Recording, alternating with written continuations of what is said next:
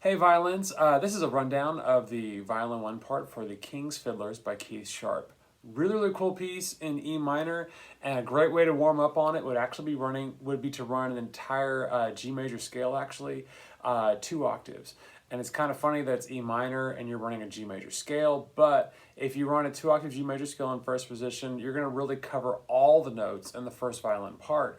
And so what you're going to do is you're going to have that 2-3 hand shape on the G string, on the D string, and when you go to the A string, you're going to pull that second finger back for C natural, A, B, C, D for here, and then you can practice fourth finger E because there will be moments where you actually have fourth finger E that you really need to use that rather than opening on this piece.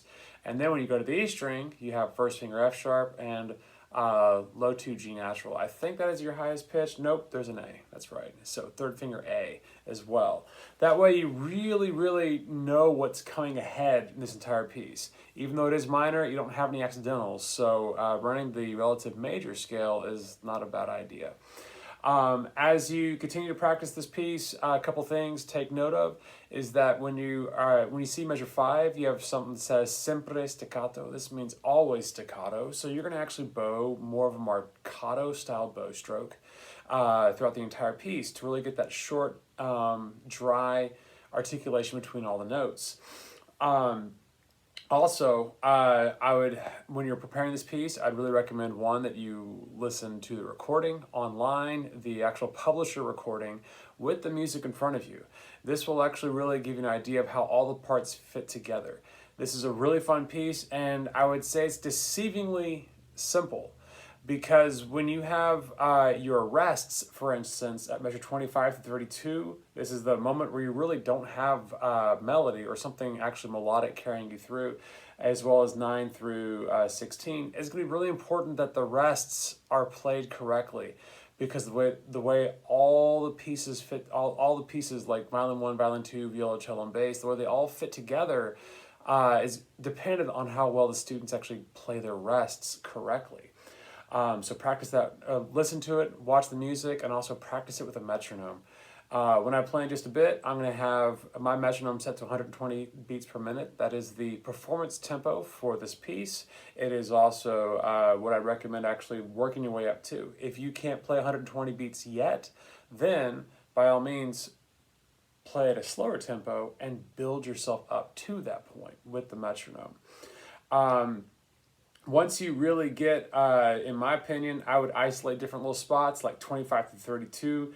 That's almost all G string notes. And for violin, we really don't get that too much. So it's really great for you if you actually spend some time going through that and really notice what your notes are so that you're ready to go for that. Also, I would spend the majority of my time really working that transition from 32 into 33 all the way to the end.